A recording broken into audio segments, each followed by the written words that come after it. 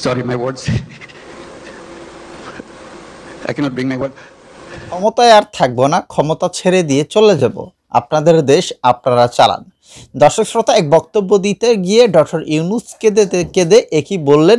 চলেন আমরা বিস্তারিত একটু ভিডিওতে দেখব। ভিডিওটা না দেখলে আমরা বুঝবো না যে আসলে ঘটনাটা কি ঘটেছে, তিনি কেন কাঁদলেন বা তিনি কেনই বা ক্ষমতা ছেড়ে দিতে চান, পাবলিক কি বলছে আমরা বিস্তারিত স্ক্রিনে দেখব। এরপরে এই বিষয় নিয়ে আরও গুরুত্বপূর্ণ কিছু আলোচনা থাকছে ভিডিও শেষে। ডক্টর মোহাম্মদ ইউনূস কেঁদেছে।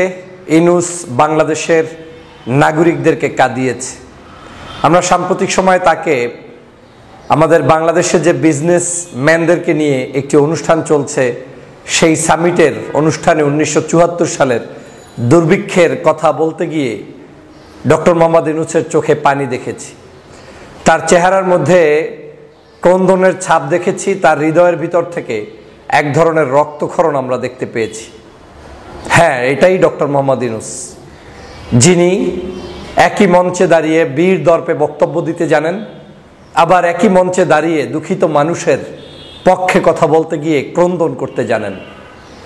একজন ভালো মানুষের পরিচয় এটাই, আপনাকে যখন কাঁদতে হবে তখন আপনি কাঁদবেন, যখন হাসতে হবে আপনি তখন হাসবেন, যখন আপনাকে কঠোর হতে হবে আপনি তখন কঠোর হবেন। ডক্টর মোহাম্মদ ইউনূস কেন ৭৪-এর দুর্ভিক্ষ নিয়ে কান্না করলেন?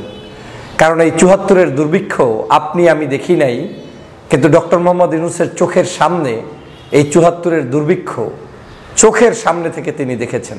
তিনি দেখেছেন বাংলাদেশের মানুষের ভয়াবহতা, তিনি দেখেছেন বাংলাদেশের মানুষের খাদ্যের সমস্যা, না খেয়ে হাজার হাজার মানুষের মৃত্যু তার চোখের সামনে দেখেছেন। সে কারণেই ডক্টর মোহাম্মদ ইউনূস কেঁদেছেন।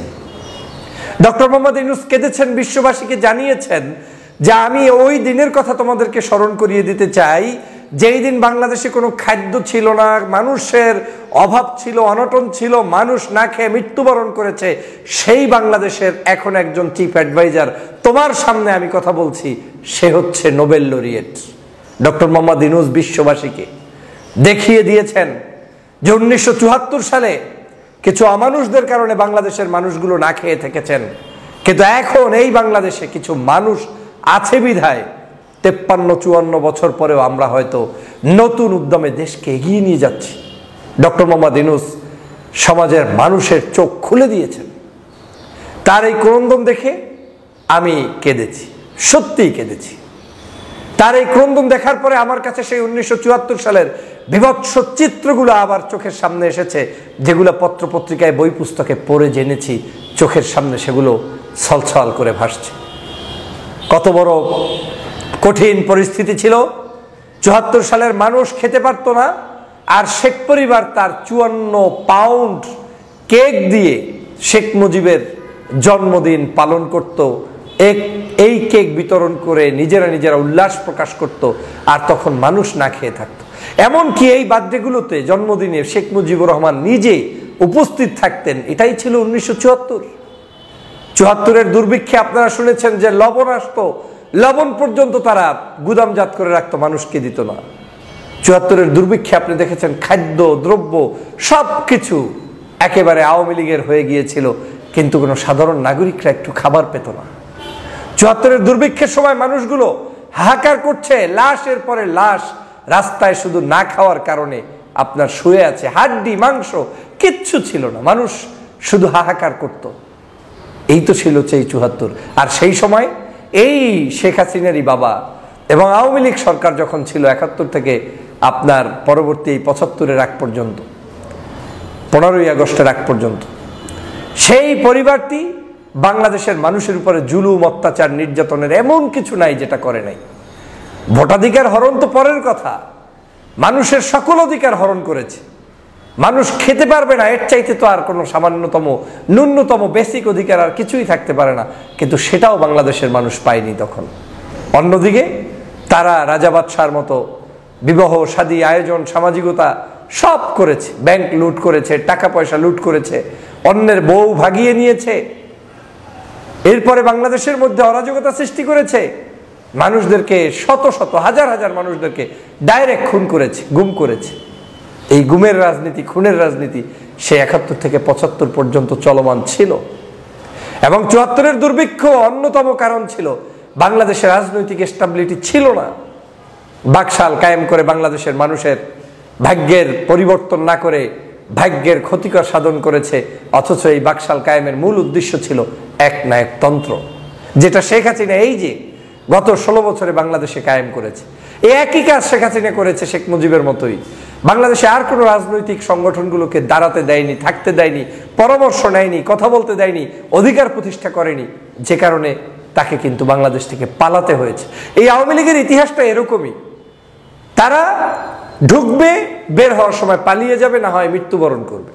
শেখ মুজিব বাংলাদেশ থেকে 15ই আগস্ট বিদায় নিয়েছেন চিরদিনের জন্য।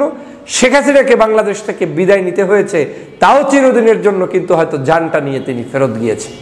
এটা এদের একটা রাজনৈতিক একটা শিষ্টাচার, এদের কালচারই এটা। এই দলের সাথে কোনো সভ্য কালচার কোনোদিন যায়নি, আজও যায়নি, ভবিষ্যতেও যাবে না।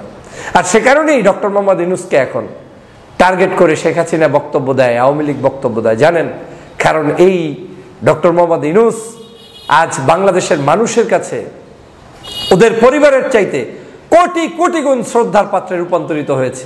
মানুষ তাকে পছন্দ করে, ভালোবাসে। এদেশের রাজনীতিতে নতুন মাইল ফলক সৃষ্টি করছেন ডক্টর মোহাম্মদ ইউনূস। এখন সে কারণে ডক্টর মোহাম্মদ ইউনূসের উপরে বিষোদ্গার করছে। 1974 সালের সেই চিত্র দেখে ইউনূস সাহেব কেঁদেছেন, ইউনূস সাহেব কাঁদিয়েছেন, বিশ্ববাসীকে স্মরণ করিয়ে দিয়েছেন, আসো তোমরা এই বাংলাদেশে, তোমরা সেই বাংলাদেশে দাঁড়িয়ে আজ বিজনেস সামিট করছো, যেই বাংলাদেশে এক সময় মানুষ খেতে পারেনি। আজ আমাদের কাছে আইডিয়া আছে, আমাদের কাছে বিশ্ব বিনির্মাণের নতুন পলিসি আছে, আমাদের কাছে নতুন নতুন স্বপ্ন আছে, আমাদের দেশে মানুষ আছে, আমাদের দেশে পরিবেশ আছে, আমার দেশে অল্প টাকায় অনেক কিছু করা যায়। এই আহ্বানগুলো ডক্টর মোহাম্মদ ইউনূস দিচ্ছেন। ডক্টর মোহাম্মদ ইউনূস বিশ্বের সমগ্র মানুষকে একীভূত করে যে কোনো মূল্যে বাংলাদেশের মানুষের কল্যাণ সাধনের জন্য চেষ্টা অব্যাহত রাখছেন। যে কোনো মূল্যে বাংলাদেশকে উন্নত করতে চাচ্ছেন, অর্থনৈতিক কাঠামোকে এমনভাবে ঢেলে সাজাতে চাচ্ছেন যাতে এই বাংলাদেশের মানুষ আর কোনো কষ্টে না থাকে। সে কারণেই 1974 সালের উদাহরণটা দেওয়া অত্যন্ত জরুরি। আওয়ামী লীগ কেন ইউনূসকে দেখতে পারে না? এর আরেকটা কারণ হচ্ছে ডক্টর মোহাম্মদ ইউনূস এমন এমন জায়গা স্মৃতি স্মরণ করিয়ে দিচ্ছে যেগুলো আওয়ামী লীগের জন্য বিষ। আওয়ামী লীগ এগুলো শুনতে পারে না। এমন কোন জিনিস ডক্টর মোহাম্মদ ইউনূস দিয়ে দিচ্ছেন যেই জিনিসগুলো দেখলে আওয়ামী লীগের শরীরের মধ্যে জ্বলন্তি তৈরি হয়। কেউ বলছে না যে কথা, সে কথা ইউনূস সাহেব বলে ফেললে আওয়ামী লীগের মাথা তো নষ্ট হবেই। সে কারণে আওয়ামী লীগ এখন এই ডক্টর মোহাম্মদ ইউনূসের 1974 সালের সেই দুর্ভিক্ষের কথার ক্রন্দনকে অট্টহাসিতে রূপান্তরিত করতে চায়। কিন্তু দেখেন, আওয়ামী লীগের লোকেরাই এখন অনেকেই বলা বলি শুরু করেছে যে আমাদের ত্রুটি আছে অনেক, আমাদের ভুল আছে অনেক, আমরা অনেক কিছু চুরি ডাকাতি করেছি। ডক্টর মোহাম্মদ ইউনূস তিনি এই রমজানেও নিরবচ্ছিন্ন বিদ্যুৎ ব্যবস্থা বাংলাদেশের মানুষের কাছে দিয়েছে এবং বাংলার মানুষ সেখানে সুন্দরভাবে সবকিছু পেয়ে যাচ্ছে, খাদ্য দ্রব্য সবকিছু সঠিকভাবে পাচ্ছে। এই যে একটা সুন্দর বাংলাদেশ, সেটা আজকে কিন্তু তারাও অনুভব করছে। অতএব এই বাংলাদেশকে বিনির্মাণ করতে আমাদেরকে ভালো মানুষ দরকার, ভালো মানসিকতার দরকার। আমরা যে সত্যিই জয়ী হওয়া সম্ভব, সত্যিই আমরা বিজয়ী হতে পারি, এর অন্যতম কারণ আপনাদেরকে যদি বলি, সেটা হচ্ছে আমরা মানব সম্পদকে কাজে লাগাতে যদি পারি, তাহলেই সত্যি বিজয়ী হওয়া সম্ভব।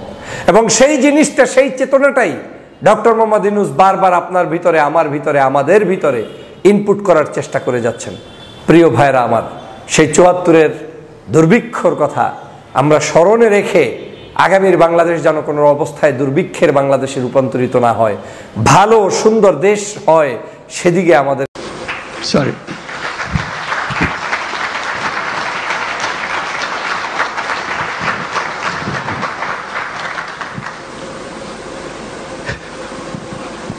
Sorry, my words. I cannot bring my word. 50 plus years. I was just remembering when we became an independent country in 1971. The celebration that we went through and commitment we made for building a new nation. Despite sacrifices of lives, for achieving that independence, we rejoiced. We are free. That was 1971. Then came 1974.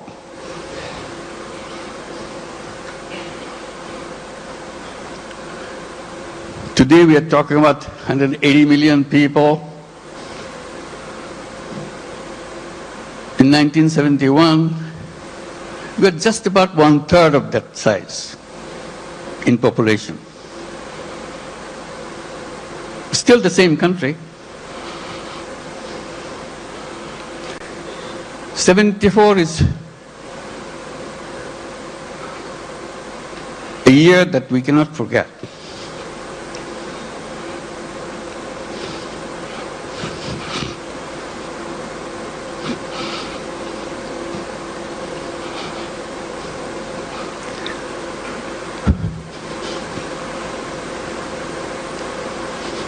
Sorry.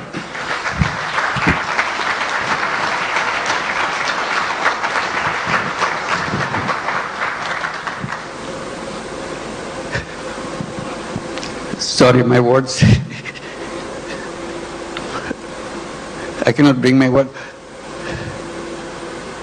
People died of hunger. A famine throughout the country.